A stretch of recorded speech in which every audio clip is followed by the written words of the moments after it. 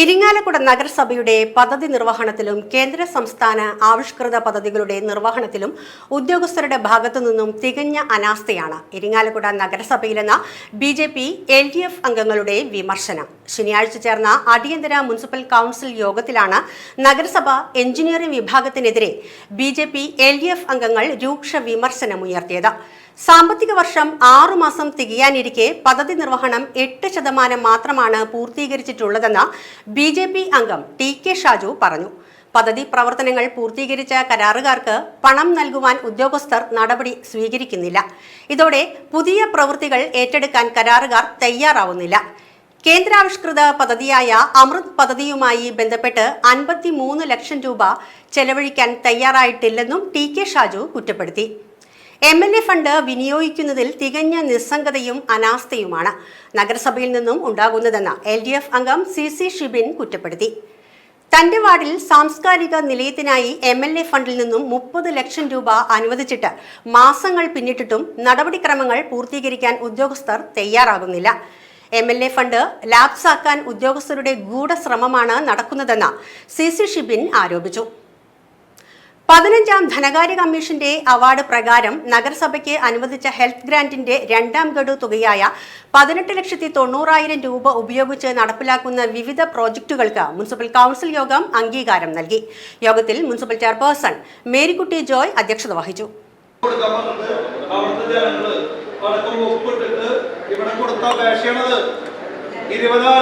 Gas മാർട്ടില് ഇവിടെ കാലത്ത് ഇതേവരെ MP ഓഫീസിക്ക് ജില്ലാ പ്ലാനിംഗ് ഓഫീസിലേക്കും ഇതുമായി ബന്ധപ്പെട്ട് ഒരു പ്രൊജക്ട് തയ്യാറാക്കുകയോ റിപ്പോർട്ട് തയ്യാറാക്കുകയോ ഇന്നലെ ഇതുമായി ബന്ധപ്പെട്ട് ഇവിടുത്തെ ഒരു പ്രമുഖ പത്രം മാധ്യമം ഇവിടുത്തെ ചെയർപേഴ്സണെയും സെക്രട്ടറിനെയും വിളിച്ചു. ഇത് എന്തുകൊണ്ട് നിങ്ങൾ അറിയുന്നില്ല എന്ന് ഞാൻ പറയുന്നത്. ഗ്യാസ് മാർട്ട് ഡിപ്പാർട്ട്മെന്റ് അറിയുന്നില്ലേ? ഇതെന്തെങ്കിലും മോണിറ്ററിംഗ് ഞാൻ ചോദിക്കണേ. ഇത്തരമൊരു അപേക്ഷ വരുമ്പോ ഓട്ടോമാറ്റിക്കലി അത് എഞ്ചിനീയറിംഗ് വിഭാഗത്തിന് പോകും. അപ്പൊ എഞ്ചിനീയറിംഗ് വിഭാഗം ഇതുമായി ബന്ധപ്പെട്ട പ്രോജക്ട് തയ്യാറാക്കും. അപ്പൊ അതുമായി ബന്ധപ്പെട്ട ചെയർപേഴ്സൺ അറിയിക്കും, സെക്രട്ടറി അറിയിക്കും. ഇത് അത്ര വലിയ പറമ്പൊന്നല്ലാതെ ഏറി വന്നൊരു 10 സെന്റ് സ്ഥലമുള്ളോ ഞാൻ വേണമെങ്കിൽ ചെയർപേഴ്സൺ തരാം. എങ്ങനെയാണ് ഈ ഉദ്യോഗസ്ഥർ തീരുമാനിക്കല്? ഇവിടെ എന്തിനാണ് സമയം വേണമെങ്കിൽ അതിന് ചെയർപേഴ്സൺ എന്തിനാ, അതിന് പൊതുമരാമത്ത് സ്റ്റാൻഡിംഗ് ചെയർമാൻ എന്തിനാ? ഉദ്യോഗസ്ഥർ തന്നെ കൈകാര്യം ചെയ്യട്ടെ. വളരെ മോശമാണ് ചെയർപേഴ്സൺ. ഒരു കൗൺസിലറാണോ തീരുമാനിക്കുന്നത്? ഒരു മുനിസിപ്പാലിറ്റിയിലെ സ്റ്റാഫാണ് ചെയ്യുന്നത്. വെറും ഒരു മുനിസിപ്പാലിറ്റിയിൽ ഇരിക്കാനുള്ള മുനിസിപ്പാലിറ്റി 10 ഓവർസിയർമാര്, ഒരു AE, ഒരു AXC, 12, പിന്നെ 3 ക്ലർക്കുമാര്, 15, 2 ഓയർമാര്, 17 സ്റ്റാഫുകള് ഒരു കെട്ടിട മുറിയിനുള്ളിൽ ഇരുന്നിട്ടാണ് നമ്മുടെ പ്രവർത്തനങ്ങൾ 8% എക്സ്പെൻഡിച്ചർ റിപ്പോർട്ട്. അത് ആലോചിച്ചു പോകണം.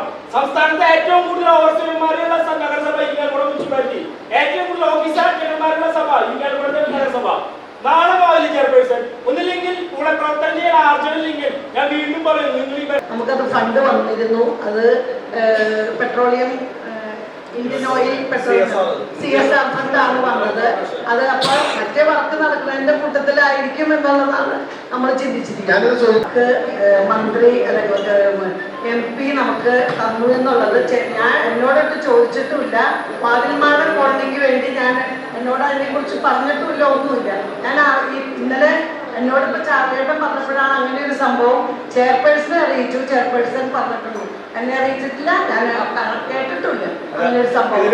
പിന്നെ ഞാൻ പറഞ്ഞിട്ട് കൂടുതൽ അന്വേഷിച്ചപ്പോ ഇവിടെ കുറച്ച് ജനങ്ങൾ വന്ന് ഒരു മെമ്പർമാരുടെ 50 ലക്ഷം MP തരുമെന്നും പറഞ്ഞ് കൊടുത്ത് അത് വന്നിട്ടുണ്ട്. പക്ഷെ അത് നമ്മളിങ്ങനെ കുറെ പേര് ഇങ്ങനെ കൊണ്ടുവന്ന് പറഞ്ഞു കേട്ട് വരും. അങ്ങനെയാണെങ്കിൽ ഇതോട് ബന്ധപ്പെട്ട നമ്മുടെ ആ വാർഡിന്റെ കൗൺസിലർ, അതുപോലെ മറ്റുള്ളവര് ഒക്കെ ഉണ്ട്, ബന്ധപ്പെട്ട പാർട്ടിക്കാരോ ആരെങ്കിലും ഒന്ന് വന്ന് പറയോ ഒന്നും ചെയ്തിട്ടില്ല. ഇതിനെക്കുറിച്ച് ഈ 50 ലക്ഷത്തിന്റെ വർക്ക് വാതിൽ മാടൻ കോളനിയെ കുറിച്ച് ചെയർപേഴ്സൺ സ്ഥാനത്ത് ഞാൻ പറയുന്നു, ഇതാർത്തിട്ടില്ല.